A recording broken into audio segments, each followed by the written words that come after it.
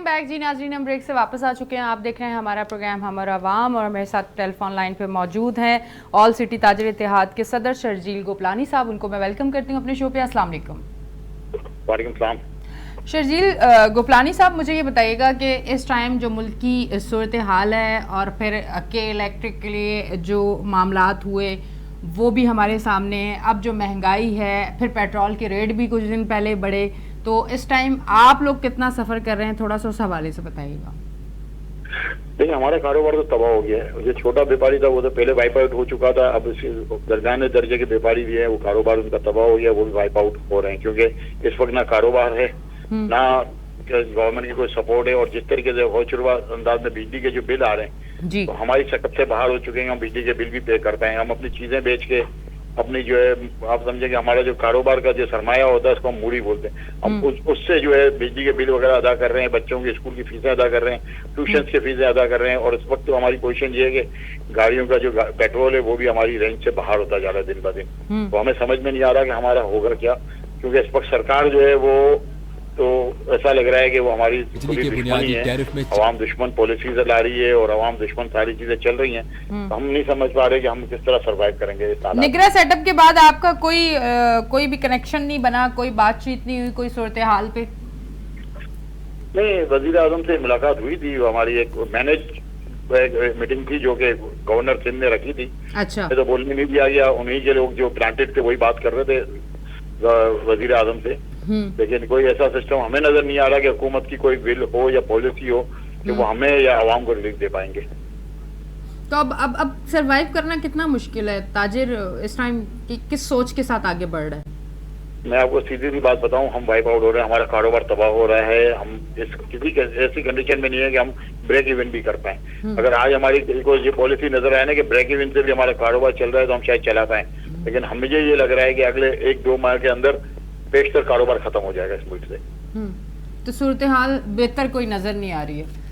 नहीं, मुल्क का पहिया चलाने वाला शहर आप देखें, डॉलर के रेट आपको टीवी पे हम देख रहे हैं कि नीचे जा रहे हैं और ये फ्यूल के रेट ऊपर जा रहे हैं। जब डॉलर में फ्यूल इंपोर्ट हो रहा है तो जिस पर डॉलर के ऊपर जा रहे थे आप ऊपर लेकर जा रहे थे रेट। अब डॉलर के रेट नीचे आए, आप 30-40 रुपए नीचे आए तो आप फ्यूल का रेट फिर आप 27 रुपए ऊपर ले गए। तो मतलब क्या है, मकसद क्या है? मतलब सिर्फ ये कि आवाम को तबाह बर्बाद करना, आवाम की जो है जो थोड़ा बहुत उसके अंदर जान रह गई है उसको भी तबाह कर, जो ऑक्सीजन को खत्म करना है।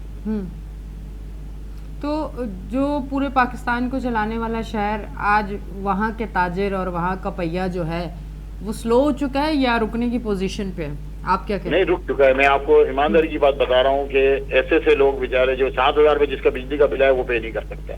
मैं आज आपको बताऊँ, हमारी मार्केट में एक प्रोसीजर एक्ट है, इसका नेपरा का कानून है जिसके तहत आप बिजली का मीटर जब तक 2 महीने डिफॉल्टर नहीं हो, बिल के ऊपर डिस्कनेक्शन नहीं लिखा हो, 7 दिन का नोटिस नहीं हो, आप उसको जो है बिजली का मीटर नहीं काट सकते। आज डिस्कनेक्शन करने जो टीम आई तो मैंने वो दुकानदार इंडस्ट्रियल मीटर का बिल की बात कर रहा हूँ, 57 यूनिट इस महीने के, पिछले महीने के 74 यूनिट, इंडस्ट्रियल मीटर की बात कर रहा हूँ, 57 यूनिट का बिल आ रहा है। अच्छा, मतलब ये कि आपकी इंडस्ट्री टोटल जो है वो खत्म हो चुकी है। ताजिर और वो दुकान जो इंडस्ट्रियलिस्ट है या वो दुकानदार है, वो 2 माह का बिल इसका 7,000 या 8,000 का बिल था, वो पे नहीं कर पा रहा। ओहो, तो ये हाल है। और ये मैं आपको डॉक्यूमेंटेड बात कर रहा हूँ और मैं इंशाल्लाह अभी आधे से 1 घंटे के अंदर तमाम मीडिया को वो बिल, हमारी जो एप्लीकेशन है फॉर दोबारा कराची इलेक्ट्रिक के खिलाफ FIR की, वो तमाम चीजें हम थोड़ी देर में, और उसकी वीडियो मैं थोड़ी देर में इसको वायरल करूंगा इंशाल्लाह। तो आपके पास वो रिकॉर्ड आ जाएगा कि इस वक्त मुल्क की हालात क्या है। और अभी भी अगर हमारे हुक्मरान होश के नाखून नहीं लेंगे तो इस मुल्क को और यहाँ के लोगों को तबाही से कोई भी नहीं बचा सकता। अच्छा, आज जो धरने का कहा गया है, जो जमात इस्लामी की जानिब से मुख्तलिफ शाहराहों पे गाड़ियों को रोक के एक एहतजाज रिकॉर्ड करवाना है, उस सिलसिले में आप क्या कहेंगे? ताजिर क्या कहता है उस सिलसिले में? देखें, 5 जगहों पे इन्होंने बताया है कि वो गाड़ियां ब्लॉक करके या मोटरसाइकिलें रख के चले जाएंगे या ब्लॉक कर देंगे सड़क के। हम एहतजाज के हम खिलाफ नहीं है, हम किसी सियासी पार्टी के ना साथ है ना खिलाफ है, लेकिन कोई काम ऐसा एहतजाज नहीं होना चाहिए जिससे आवाम सफर करे। अगर आप ये रोड पे गाड़ियां ब्लॉक करके चले जाएंगे, जो पीछे से लोग आ रहे हैं उनका क्या होगा? वो घर कैसे पहुंचेंगे? और इससे आवाम को क्या फायदा होगा और हुकूमत की से क्या आप फायदा ले लेंगे? तो एक चीज तो ये ना कि कम से कम आपकी आवाज आगे तक पहुंच रही हो किसी तरीके से। आप 15 दिन का धरना दे दें, एक साइड पे रोड पे करके दे दें। हमने जैसे कोरोना पे एमए जिन्ना रोड पे हम भूख हड़ताल हमने कैंप लगाया था, 3 दिन 4 रातें हम बैठे रहे। हमने लोगों को डिस्टर्ब नहीं किया, हमने अपनी आवाज पहुंचाई और वो मसले को रिजोल्व करवाया गवर्नमेंट से। आप उस तरह का धरना दें, आप 15 दिन 20 दिन महीना आप इसी सड़क पे धरना दे दें, लेकिन सड़क बंद नहीं करें। ये सड़क बंद करके धरना देना ये समझ से बालातर है। मतलब कहने का मकसद ये है 5 मुख्तलिफ मेन शाहराहों को अगर आप ब्लॉक करेंगे तो इसका मकसद ये है कि कोई बीमार भी होगा, किसी ने काम पे भी जाना है, किसी ने वापस अपने घर भी आना है, तो उसके लिए मामला ज़्यादा ख़राब हो जाएंगे घूम के। और सारी चीज़ों को अगर देखा जाए तो फिर मसाइल तो आवाम के लिए ही है ना। बस वही बात मैं यही कर रहा हूँ कि अवाम को रिलीफ किसी तरह कोई पहुंचा सके तो हम वो करें, लेकिन अवाम को इस तरीके से सफर करवाना, जिन्हें हम इसकी कहीं भी हिमायत नहीं करते, इसीलिए हम जो है इस वक्त उनके साथ किसी एहतजाज का हिस्सा भी नहीं है। ठीक है।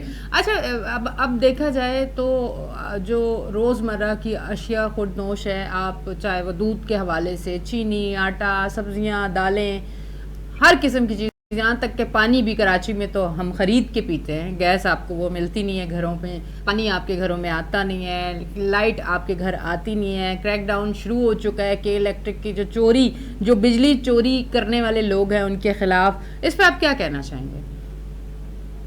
देखिए, एक तो बात यह है कि कराची में आप पीने का पानी 100 रुपए लीटर हम खरीद रहे हैं। आप देखें, छोटी बोतल आधे लीटर की जो है वो 50 रुपए की है और बड़ी जो है आपकी 100 रुपए की बोतल। हम 100 रुपए लीटर पानी खरीद रहे हैं। ये आज आपकी सोच से बाहर हो चुका है मामला।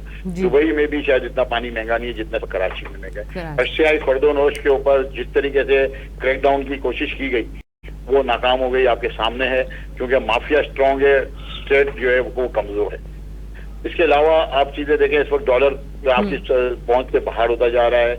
अशिया खरीदोनोश कोई आइटम ऐसा नहीं है जो आम आवाम की पहुंच के अंदर हो। कराची इलेक्ट्रिक इतना बड़ा माफिया है कि जिसको कोई भी लगाम नहीं दे सकता। आज आप जो FIR काट रहे हैं बिजली चोरी की, अगर वो सनतकार कर रहा है तो वो तो चोरी आप बिल्कुल उसको तो आप जो है सूली पे लटका दे, उसकी चमड़ी उतार दें। अगर वो कोई ताजिर कर रहा है, दुकानदार कर रहा है, मैं तो उस ताजिर को कहीं भी सपोर्ट नहीं करूंगा। मैं बोलूंगा उस दुकानदार को आप रोड पे कोरे मारें। लेकिन अगर एक बेचारा घर में रहने वाला गरीब मजदूर जिसके पास खाने के पैसे नहीं है, वो मजबूरन अगर वो अव्वल तो बिजली की चोरी देखें, गलत बात है, चोरी को मैं कहीं सपोर्ट नहीं कर रहा हूँ, बट आप कराची इलेक्ट्रिक के कहने पे आप उनके ऊपर FIR काट रहे हैं। आप कराची इलेक्ट्रिक जिनसे पूरा 100% बिल लेती है और उनको बिजली प्रोवाइड नहीं करती, तो कराची इलेक्ट्रिक के खिलाफ बिल क्यों आप FIR नहीं कर रही? आज भी मैं कोशिश कर रहा हूँ प्रोसीजर एक्ट नंबर 8.2.2 जो कि कानून आपको इजाजत देता है कि 2 महीने 10 दिन तक अगर आपने बिजली भरा तो उसके बाद 7 दिन का नोटिस देने के बाद आपका बिजली का बिल मीटर का काटने के लिए कराची इलेक्ट्रिक का नुमाइंदा आ सकता है। और उस मार्केट में जो कि आपको 100% बिल पे कर रही हो और आप सिर्फ 1.5 घंटा पूरे दिन में उसको बिजली दे रहे हो, अगर वो एहतिजाजन अपना बिल नहीं पे कर रही तो उसके ऊपर आज आपने बिजली के बिल मीटर काटने की कोशिश की और उसकी FIR नहीं कटवा सकते हम किसी थाने में। ये बड़ा जुल्म है।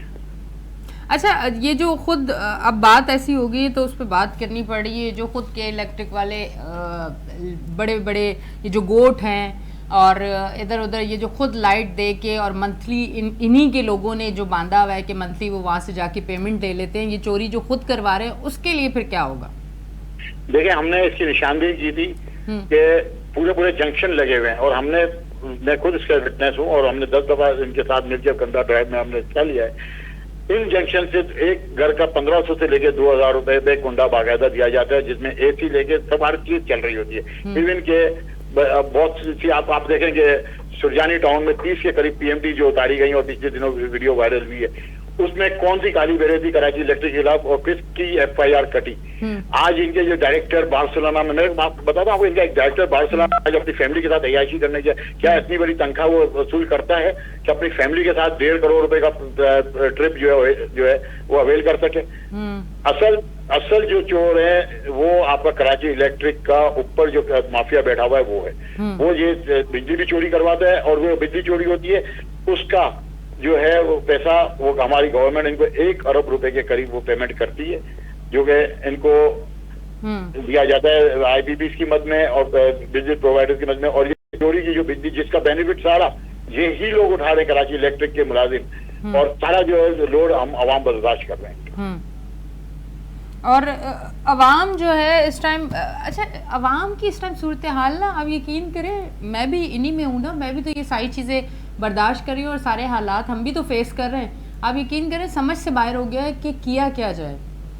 दूसरों की चोरी भी उन लोगों पे लगा दी जाती है जो बेचारे बिल भर रहे हैं। आप यकीन करें कि जिस एरिया में बिलिंग अगर नहीं है, लोग बिल नहीं भर रहे, जो बेचारे 25% लोग, 30% लोग, 40% लोग बिल भर रहे हैं, तो वो बस उनके सर वो सारा बिल डाल दिया जाता है। तो बताएं फिर वो सफ़ेद पोश इंसान या वो सारी चीज़ें लेके चलने वाला इंसान तो फंस गया, उसके लिए तो मुश्किल हो गई ज़्यादा।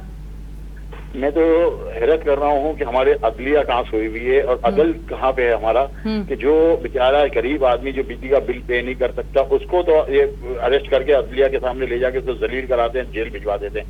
क्या अदल ये पूछने के लिए जिम्मेदार नहीं है? क्या आईने पाकिस्तान ये इजाजत नहीं देता कि उस शख्स का रोजगार, उसका हेल्थ, उसके बच्चों की एजुकेशन की जिम्मेदार स्टेट है, गवर्नमेंट ऑफ पाकिस्तान है? क्या गवर्नमेंट ऑफ पाकिस्तान की जिम्मेदार नहीं है कि उन लोगों को जो बेसिक राइट्स हैं, बेसिक नीड्स हैं वो प्रोवाइड करे?